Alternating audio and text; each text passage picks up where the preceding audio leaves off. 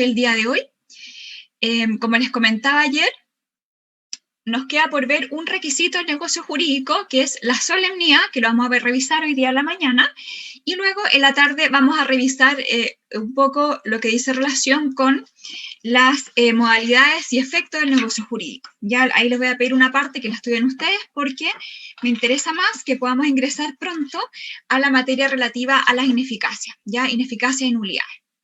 Entonces, no sé si alguien quiere decir algo antes de comenzar la clase.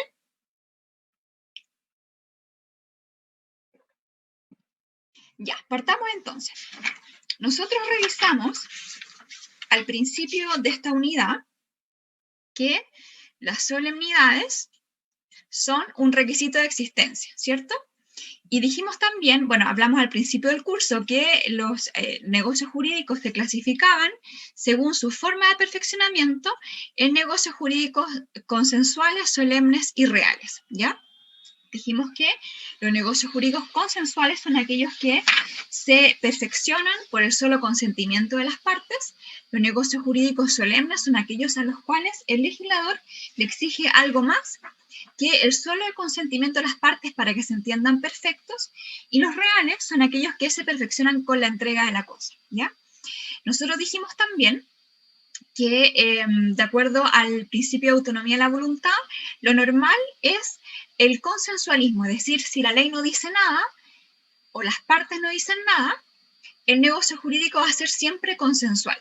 Eso significa que la solemnidad es excepcional, y como es excepcional, entonces requiere interpretación restrictiva y su ámbito de aplicación también es restrictivo, ¿ya?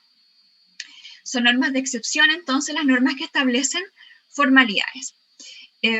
Nosotros dijimos también que las solemnidades eran un requisito, como habíamos dicho, de existencia del negocio jurídico. Perdón, voy a empezar a grabar, me había olvidado. Ahí está. Es un requisito, entonces, la solemnidad de existencia del negocio jurídico. No obstante, podemos advertir que la solemnidad es un tipo de formalidad, es decir, existe una relación de género-especie entre las formalidades en sentido amplio y las solemnidades, ¿ya?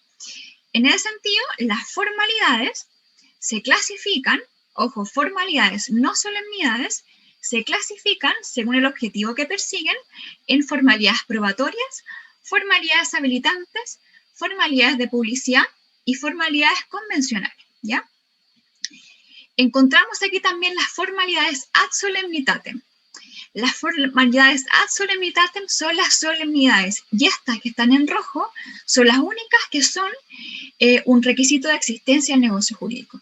Las otras formalidades tienen otro fin. Por ejemplo, la formalidad habilitante tiene por objeto facultar a un incapaz relativo a celebrar un negocio jurídico por sí solo, ¿ya? Y eso significa que los efectos de la ausencia de cualquiera de las otras formalidades no deberían conducir a la nulidad ni a la inexistencia, ¿ya? Entonces, la ausencia de una formalidad que nos conduce a la nulidad o inexistencia, nulidad absoluta, es la formalidad de solemnidad, ¿ya? Son aquellas que el legislador requiere para que el negocio jurídico exista, ¿ya? En general se establecen respecto de negocios jurídicos a los cuales el legislador atribuye una importancia adicional. Por ejemplo, el matrimonio. No es lo mismo el matrimonio que comprar un kilo de pan. Entonces, para el matrimonio se le exigen la realización o cumplimiento de ciertas formalidades especiales sin las cuales el matrimonio no existe, ¿ya? Entonces, aquí les voy a leer la definición que hace Hernán Corral de las formalidades en sentido amplio, o sea, las que engloban todas estas que están acá. Dice: son formalidades todos los requisitos externos y añadidos a la expresión de voluntad que para diferentes fines la ley establece respecto a determinados actos jurídicos, ¿ya? ¿Dudas o consultas hasta acá?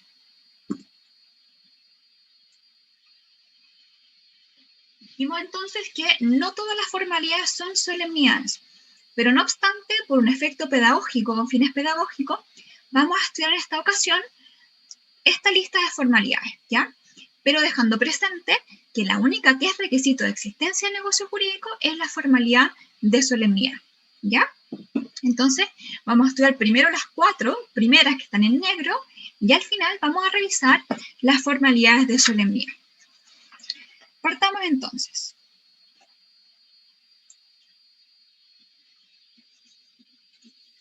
Ahí está. Primero encontramos las formalidades habilitantes, ¿cierto? Las formalidades habilitantes. Kiara, ¿está por ahí la Kiara? Sí, profe. Kiara, ¿cómo se clasifican los incapaces? Los incapaces ¿Cómo se clasifican? en absolutos y relativos. Ya, los incapaces absolutos, ¿cómo pueden actuar en la vía del derecho? A través de un representante o un curador. Ya. ¿Y los incapaces relativos, cómo pueden actuar en la vía del derecho? También, de la misma manera. ¿Y de alguna manera adicional o solo representados?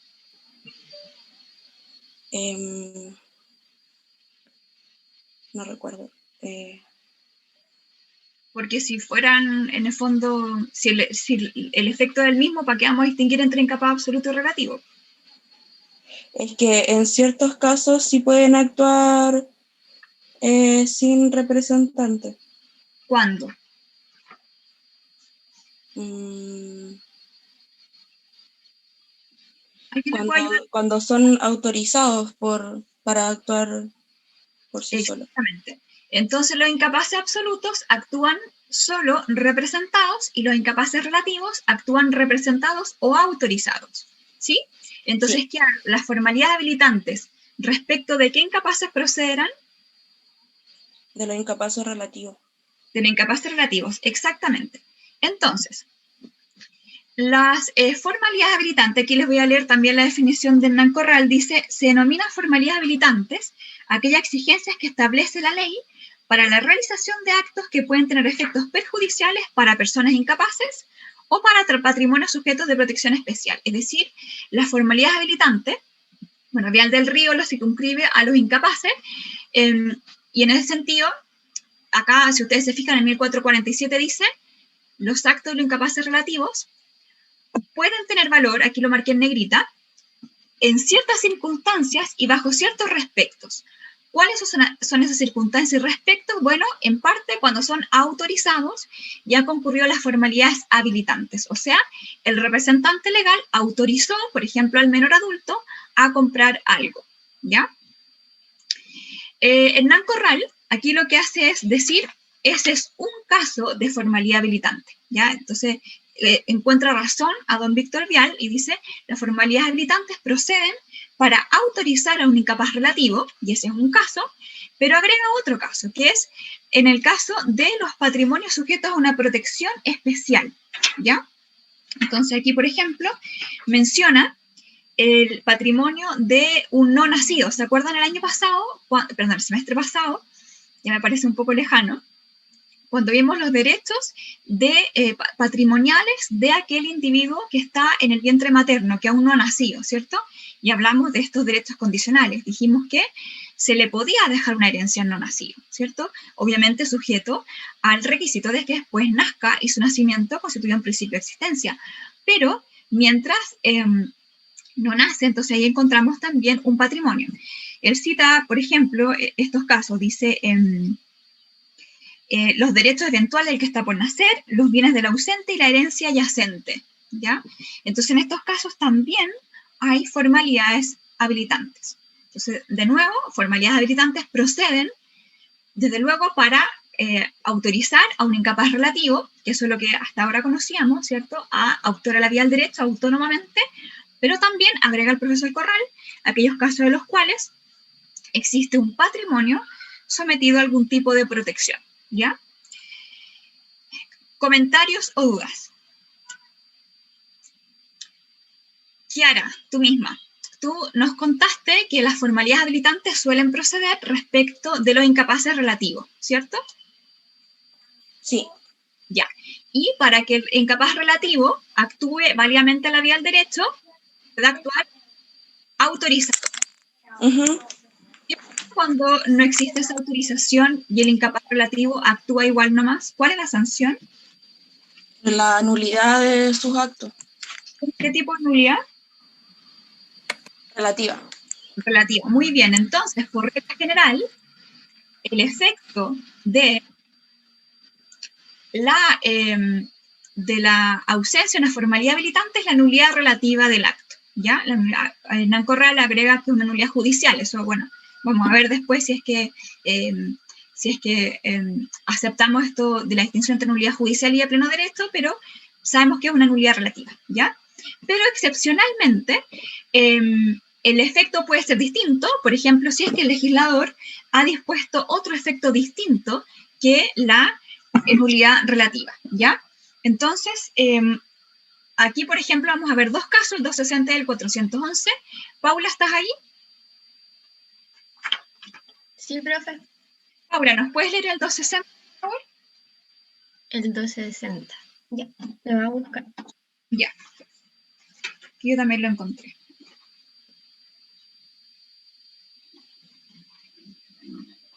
Ya, profe. Lo encontré. Ya, solamente el inciso primero, por favor.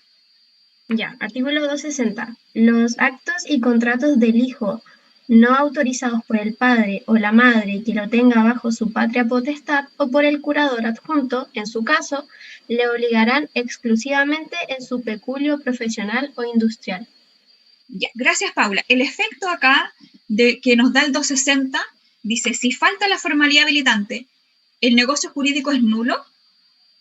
¿O me da otro efecto, Paula?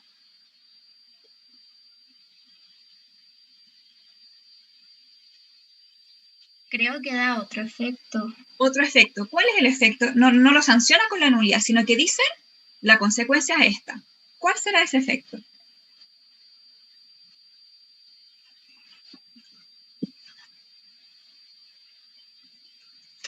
Que solo lo obligarán exclusivamente en el peculio profesional o industrial. Exactamente. El efecto no es la nulidad, sino que el menor, en este caso, solamente va a quedar obligado por aquello que diga relación con su peculio profesional, ¿ya? Y eso no es ninguna novedad porque ya sabíamos nosotros, desde que vimos la materia de capacidad, que el menor adulto es capaz respecto de su peculio profesional, ¿ya? Otro ejemplo, vamos al 411. Camila, ¿estás ahí?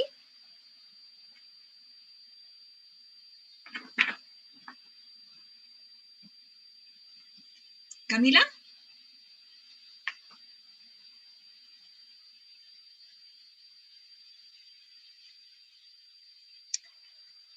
A ver, Maximiliano.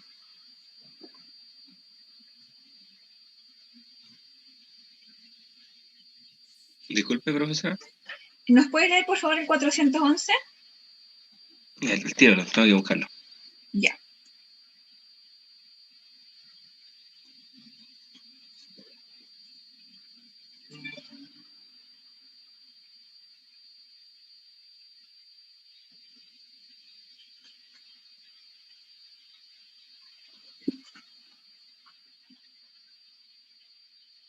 Ya.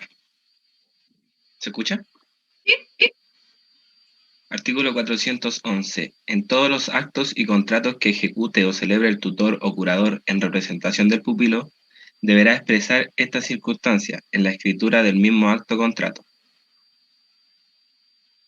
¿Qué más? De que, omitida esta expresión, se repute ejecutado el acto o celebrado el contrato en representación del pupilo si fuere útil a este y no de otro modo. Ya, ¿cuál es la exigencia formal aquí que nos está diciendo el 411? ¿En qué consiste la formalidad?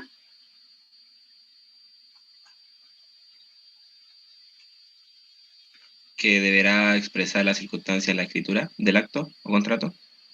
Ya, ¿y a qué circunstancia se refiere cuando dice circunstancia? ¿Qué es eso? ¿Qué es lo que tiene que expresar en el acto o contrato?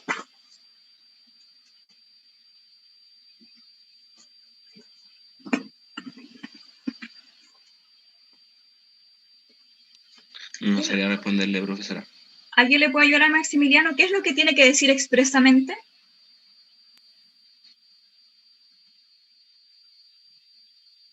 La representación del pupilo.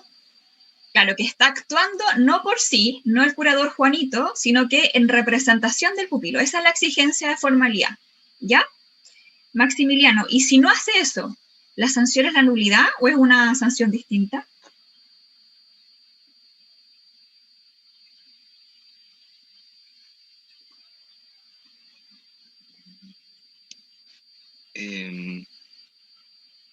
Dice, si omitido esto, o sea, si no lo hizo, ¿cómo lo sanciona? ¿Con la nulidad o con otro efecto distinto?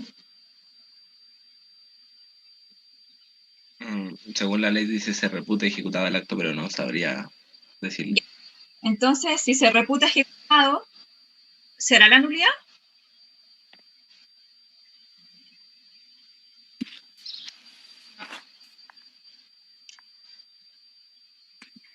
¿Alguien le puede ayudar a Maximiliano si dice se reputa ejecutado el acto? ¿La sanción será la nulidad?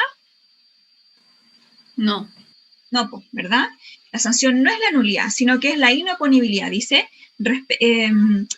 si fuese útil a este, es decir, va a ser, el negocio jurídico no es que sea nulo, pero se le va a poder oponer al pupilo o no, según si le fue útil o no.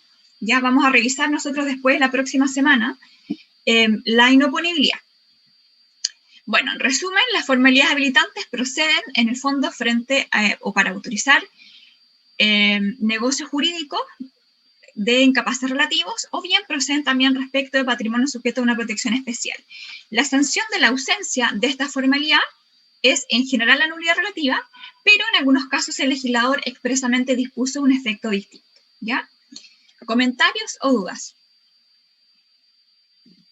Bueno, si ustedes se fijan, vamos a ver un poco la lámina anterior, para saber si algo es formalidad probatoria, habilitante de publicidad convencional o de solemnidad, lo que ustedes tienen que hacer es sacar esa solemnidad o esa formalidad.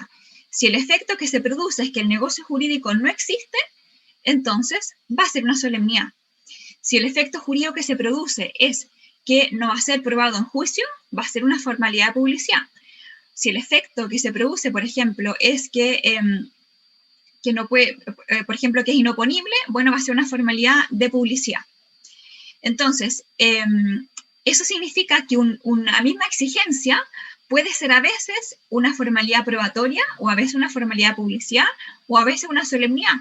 Por ejemplo, que algo conste por escrito, para la promesa es una solemnidad, pero respecto de ciertas obligaciones que tengan una cuantía mayor de cierto monto que vamos a revisar ahora, es una formalidad de probatoria, ¿ya? Es decir, nada es per se formalidad probatoria, habilitante, publicidad o ad solemnitatem. O sea, no es que, por ejemplo, la escritura pública, no, automáticamente solemnidad, por ejemplo.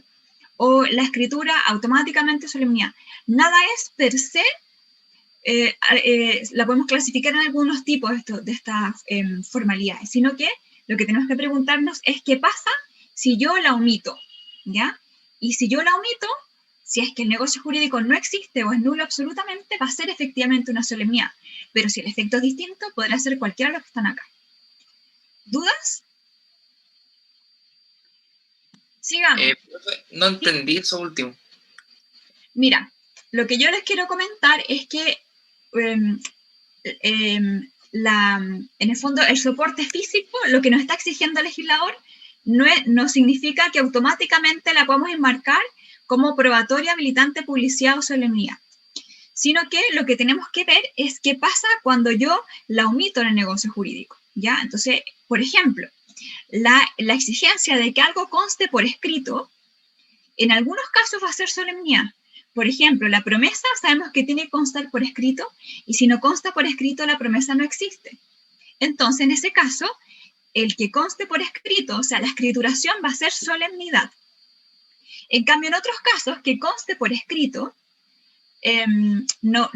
si yo omito esa exigencia, no me conduce a la inexistencia, sino que me conduce a que no puedo probar el negocio jurídico, por ejemplo. Por ejemplo, vamos a revisar después, a continuación, que las obligaciones que cuesten, por ejemplo, de 2 UTM para arriba, tienen que constar por escrito. Pero si no constan por escrito, la sanción no es la inexistencia de la obligación, sino que es que no la puedes probar por testigos, o sea, las sanciones que te limitan la prueba, ¿ya? Eso es lo que quiero decir, que una exigencia no es automáticamente probatoria de habilidad, puede ser cualquier cosa, y para saber qué es, tengo que preguntarme qué pasa si yo lo saco del negocio jurídico, si lo omito. Eso es un poco por ahí, no sé si me expliqué mejor. Sí, profe, gracias. Sí, profe. Perfecto. Vamos entonces, vamos las habilitantes, vamos a las probatorias.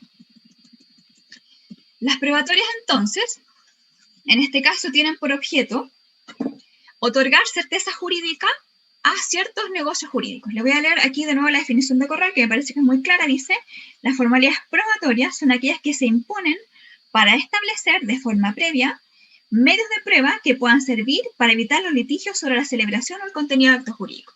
Entonces aquí lo que nosotros encontramos es una prueba preconstituida, es decir, antes del negocio, del juicio, de un eventual juicio, ya el ordenamiento jurídico me está otorgando medios para poder acreditarlo, ¿ya?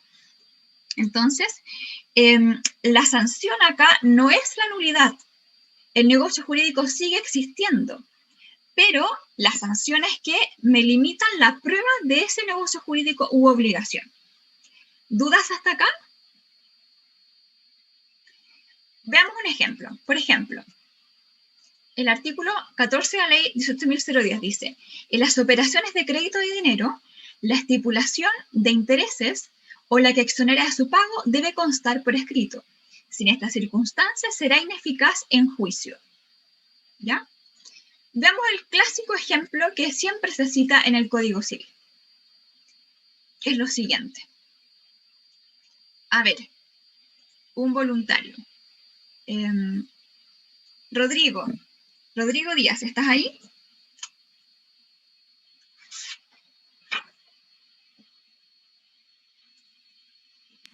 Creo que tiene malo el micrófono.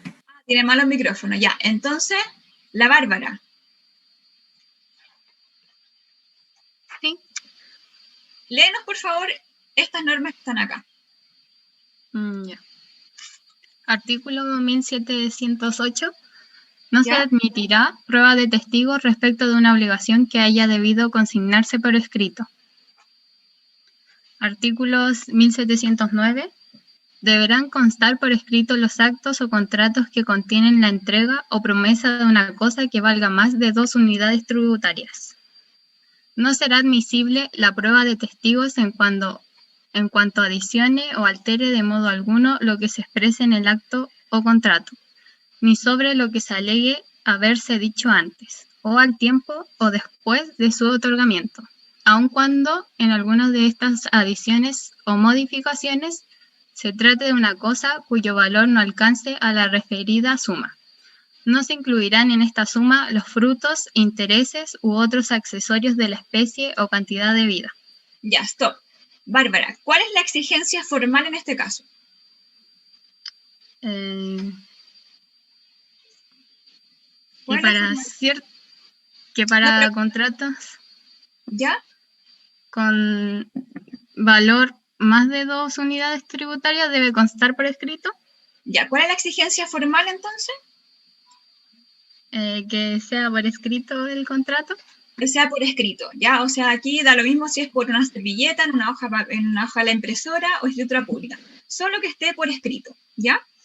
Y si es que esta obligación, que vale más de 2 unidades tributarias, no consta por escrito, ¿la sanción es la nulidad o la sanción es distinta? No es admisible como prueba. Entonces, como que se... Ya, pero ¿cuál es la sanción? Efectivamente, la sanción no es la nulidad, yo estoy de acuerdo. ¿Cuál es la sanción?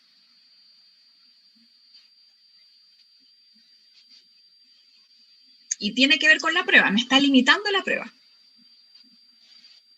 Se me ocurrió comprar no sé, un computador que costaba 2 millones y lo hicimos de palabra. Ese negocio jurídico existe, porque la compraventa de cosas muebles es consensual. Pero si no la pusimos por escrito, ¿cuál es la sanción que recibo? Que no se admitirá la prueba de testigos. Claro. que yo no puedo probar esa obligación o ese contrato mediante testigos. Puedo probarlo por otras vías, pero no por testigos, ¿ya? Obviamente una sanción importante, porque ya no tengo el documento, no tengo el contrato, ¿cierto? No está por escrito, y tampoco lo puedo probar por testigos. Puedo probarlo por otras vías, qué sé yo, la presunción, la confesión a lo mejor de la otra parte, pero me está limitando de manera muy importante la prueba. ¿Dudas hasta acá? ¿No? Entonces la sanción, si ustedes se fijan, no es la nulidad, sino que es que me quitan la posibilidad de probar esta obligación mediante testigos, ¿ya? Ese es un ejemplo de formalidad probatoria, ¿ya? Bueno, para terminar el cuento, en 1711 me vuelve en el fondo, a otorgar la posibilidad de que pruebe por escrito, por testigos, si pasa lo siguiente, dice, exceptúanse de lo dispuesto en los 3 artículos precedentes los casos en que hay un principio de prueba por escrito, es decir, un acto escrito del demandado o de su representante que haga verosímil el hecho litigioso, ¿ya? Entonces lo que me está diciendo es, en el fondo, si compraste el computador que costaba 2 millones y el contrato no está por escrito, la primera sanción es, no puedes probar la obligación por testigos, ¿ya? Pero me devuelve esa posibilidad si es que, si bien no tengo contrato, tengo otro documento que al juez le puede decir, mira, aquí la verdad es que parece que es verosímil que el negocio jurídico se celebró, ¿ya? Así, por ejemplo, continúa la norma, dice un pagaré de más de 2 unidades tributarias, en que se ha comprado una cosa que ha de entregarse al deudor, no hará plena prueba de la deuda porque no certifica la entrega. Pero es un principio de prueba para que por medio de testigos se supla esta circunstancia, ¿ya? Entonces, por ejemplo, si tengo alguna boleta, es verdad que la boleta no es el contrato, pero al juez le permite decir, mira, parece que efectivamente la obligación existió, ¿ya? Y podemos volver a probarlo entonces por testigos. ¿Dudas o consultas? Este es un ejemplo, el clásico ejemplo de formalidad probatoria. ¿Ya? El profesor acá Corral agrega otras que pueden revisar ustedes.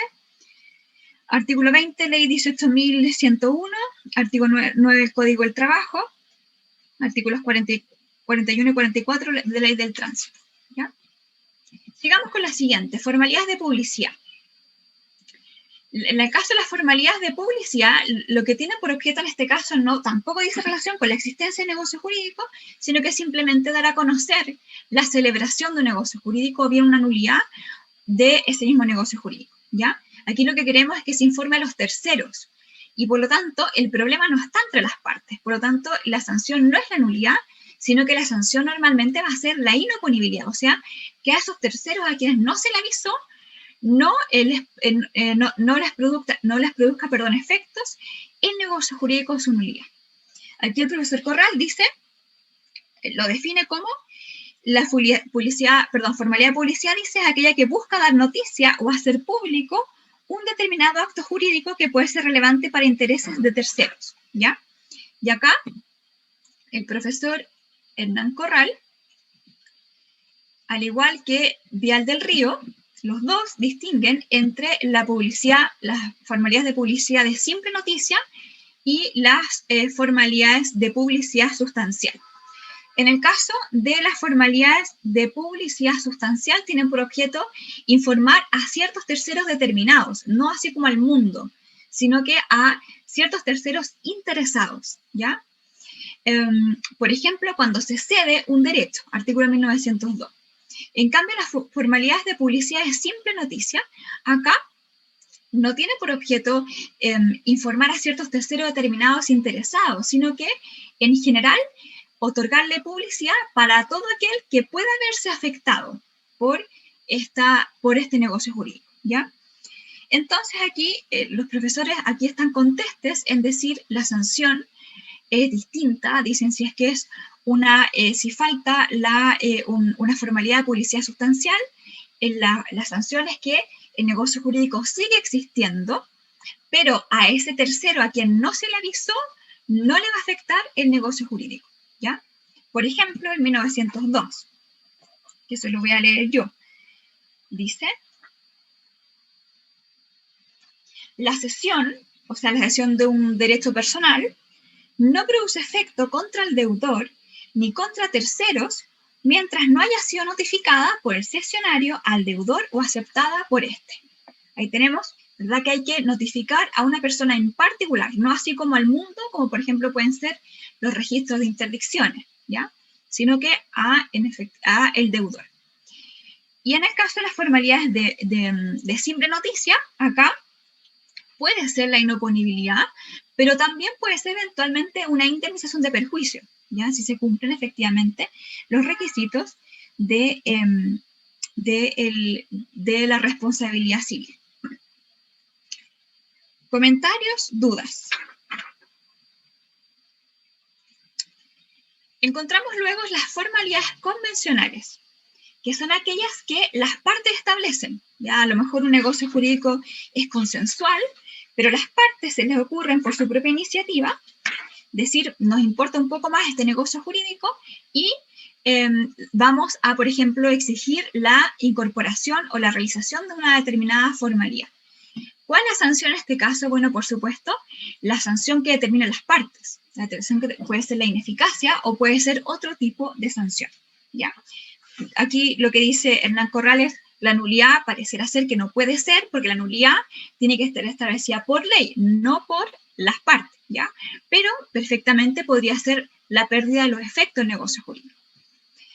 En caso de que las partes nada digan, encontramos dos supuestos que están regulados por ley, ¿ya?, para la compraventa y para el arrendamiento. ¿Qué dicen estas normas? Dice el 1802, dice, si los contratantes estipularen que la venta de otras cosas que le enumeradas en el inciso segundo del artículo precedente no se repute perfecta hasta el otorgamiento de escritura pública o privada, podrá cualquiera de las partes retractarse mientras no se otorgue la escritura o no haya principiado la entrega de la cosa, ¿ya? Vamos a revisar nosotros cuando veamos derecho de contrato más adelante, que la compraventa de cosas, la compraventa en general es consensual, o sea, se perfecciona por el solo consentimiento de las partes. Pero la compraventa de ciertos bienes en particular, a los cuales el legislador le atribuye una importancia adicional, para ello se exige escritura pública. Por ejemplo, la compraventa de bienes raíces. Se requiere escritura pública. Entonces, lo que me está diciendo el 1802 es, si es que alguna cosa para cuya venta el legislador no exige escritura pública o privada, pero las partes igual nomás dicen, para este negocio jurídico vamos a requerir la escrituración pública o privada, entonces en ese caso opera un derecho de retracto, ¿ya? Luego, en 1921 dice, si se pactare que el arrendamiento no se repute perfecto, mientras no se firme escritura, podrá cualquiera de las partes arrepentirse hasta que así se haga o hasta que se haya procedido a la entrega de la cosa arrendada. Si intervienen arras, se seguirán bajo este respecto las mismas reglas que el contrato de compraventa. De nuevo, el efecto es el mismo. Si es que las partes exigen la celebración de una formalidad adicional no establecida por la ley, la escritura, entonces otorga de nuevo un derecho de retracto. ¿Ya? ¿Comentarios o dudas?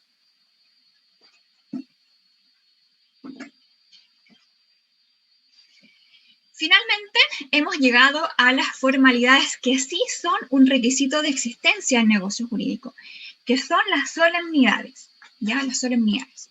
Y por lo tanto, las solemnidades se pueden definir en términos amplios. Aquí de nuevo les voy a leer la definición de Hernán Corral. Dice, son ciertas formalidades especiales a las que está sujeto un acto jurídico, de manera que sin ellas o no produce efecto civil o puede ser declarado nulo judicialmente, ¿ya? Nulo judicialmente.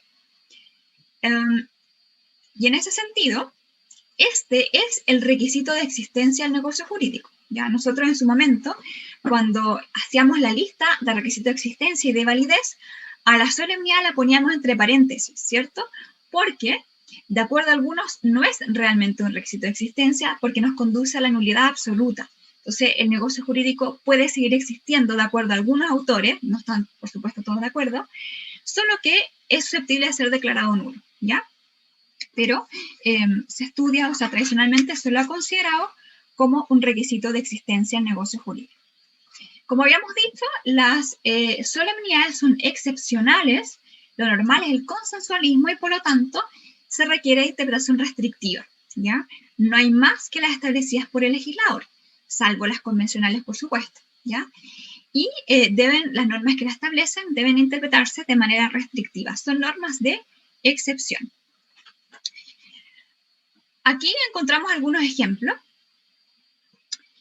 En la compraventa de bienes inmuebles, servidumbre, censo y herencia, la formalidad de solemnidad es la escritura pública, ¿ya? Para la promesa, si ustedes se fijan acá, basta con que esté por escrito. No me dice ya que sea escritura pública, tiene que estar por escrito. Por ejemplo, para el matrimonio, tienen que haber testigos, tiene que celebrarse ante un oficial de registro civil. En el caso del testamento también se exigen solemnidades. Aquí variarán según el tipo de testamento, pero en general deberá otorgarse ante testigo, ¿ya? Entonces hay diversos tipos de solemnidad, depende de cada negocio jurídico. ¿Dudas o consultas? Profe, ¿qué son las servidumbres? Las servidumbres es un derecho real. Ya lo vamos a revisar el próximo año cuando veamos derechos reales. Por ejemplo, no sé si han visto, bueno, seguro vieron en la prensa en el verano, aquellos casos de los cuales, por ejemplo, a ver, el típico caso, tenemos dos terrenos contiguos, ¿ya? No sé cómo hacer un monito, pero tenemos dos terrenos contiguos, ¿ya?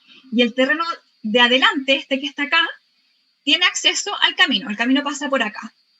Y el que está acá está atrapado, no tiene acceso al camino, ¿ya? Entonces, el predio de acá tiene una servidumbre de paso para pasar por en medio del predio que está al lado del camino, que se llama predio sirviente, para llegar al camino. ¿Se entiende, Sigrid? La Sigrid fue la que preguntó, ¿no? Sí, profe. ¿Se entiende por ahí? Sí. Hay varios tipos de servidumbre. Es el clásico ejemplo, quizás el más fácil, que probablemente todos conocen, ¿ya? También, por ejemplo, para llegar a playas, al agua, ¿verdad? También ocurre algo similar. Hay varios tipos de servidumbre. Eso lo vamos a revisar más en detalle el próximo año. Es un derecho real y por lo tanto se imprime en el predio, no en el dueño del predio. Por ejemplo, el predio sirviente, o sea, por el cual hay que pasar para llegar al camino, cambia de dueño, la servidumbre sigue existiendo, porque es un derecho real. Recuerden que real se imprime en la cosa, no es un derecho personal, ¿ya? ¿Qué pasa si no quiero dejar pasar al del dueño, al de atrás? Bueno, ahí va a haber un juicio. Te van a tener que pedir judicialmente la servidumbre. Ya, profe, gracias. Algo así, ¿ya? ¿Algún otro comentario, duda? Bueno, y acá, aquí sí, Vial del Río y Hernán Corral, ambos distinguen, para efectos de determinar la sanción de la omisión de una solemnidad, dice, aquí tenemos algunos solemnidades que se exigen para la existencia del negocio jurídico, que son las que Corral llama constitutivas, y luego tenemos las que se exigen para la validez del negocio jurídico, que son las que Hernán Corral llama validatorias, ¿ya? Los dos adoptan la misma clasificación, pero utilizan una terminología un poquito diversa, ¿ya? Entonces, si la solemnidad, si se exige para la existencia, o sea, si yo la saco o la omito y me conduce a la inexistencia, va a ser una solemnidad constitutiva, ¿ya? En cambio, si es que la solemnidad se exige simplemente para la validez, en ese caso va a ser una solemnidad validatoria, ¿ya? Con toda esta clasificación, es una clasificación que no es unánime, porque si ustedes se fijan, en un caso nos conduce a la inexistencia y en otro caso nos conduce a la nulidad absoluta. Y nosotros sabemos que en Chile, al menos hemos adelantado, que la inexistencia es una ineficacia o una forma de pérdida de efectos cuya procedencia en el régimen del Código Civil es discutida. No están todos de acuerdo, ¿ya? Entonces, para aquellos autores que dicen que la inexistencia es un efecto o una pérdida de efecto, en realidad, que no procede del ordenamiento jurídico chileno, Entonces, en ese caso, va a haber una sola sanción, que es la nulidad absoluta. ¿Ya? ¿Dudas o consultas? Comentarios.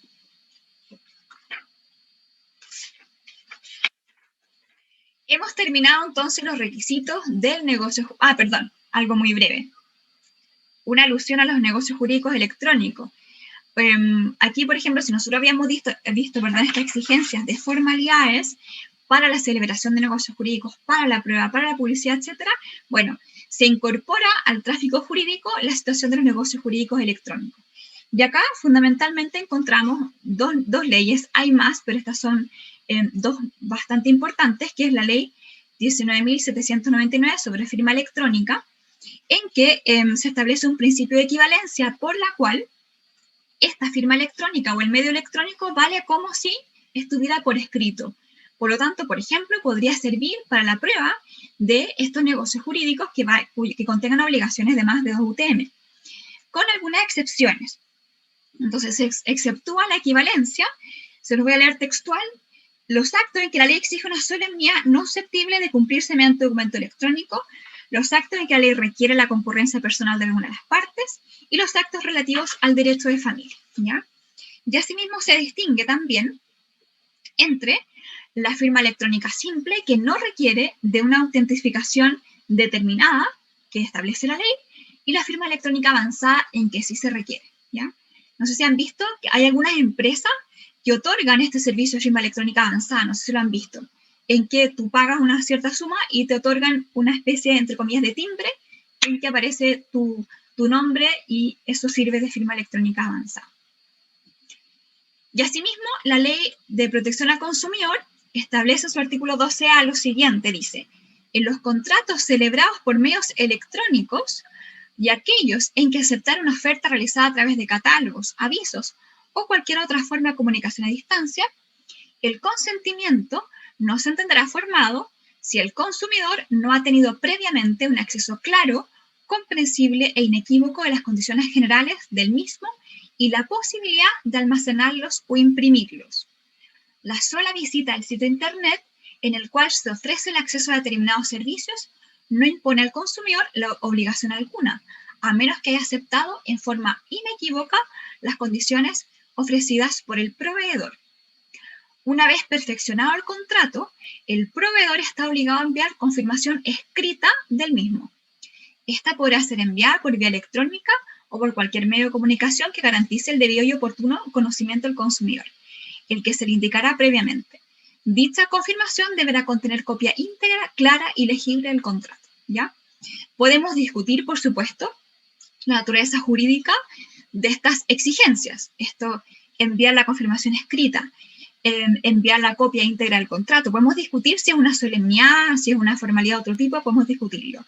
Pero sí debemos tener claro que aquí, en el primer inciso, el legislador dice: si es que el consumidor no ha tenido la posibilidad de tener acceso claro a las condiciones y de imprimir las condiciones o almacenarlas, por lo tanto, deben constar por escrito.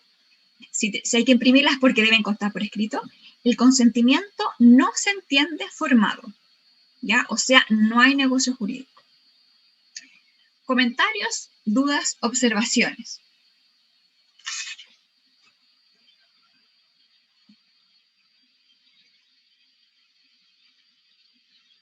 ¿No?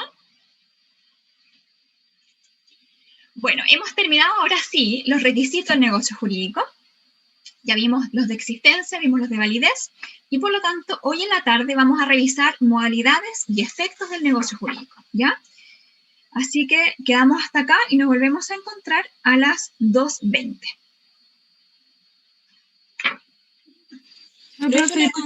Profe, gracias. ¿Alguien quiere hacer una consulta, parece? Sí, yo... profe, ¿cuáles son los contenidos para el control de la otra semana? A ver, la próxima semana, ¿cuándo tenemos la prueba? Déjenme revisar. Denme un segundo. Les digo al tiro. La prueba el 24, profe, de noviembre. El 24 Y el caso es el 17. Sí. Ah, no, pero para los casos, el caso Sí, no para es... el caso. No, para los casos, el título está puesto en en Educandus. Ah, ya. Ahí están los títulos. Ya lo voy a buscar. ¿Ya? Ya, profe, gracias. Ya, entonces nos vemos a la tarde, que les vaya bien. Igual, profe. Chao. Profe, gracias. Chao, profe. Chao.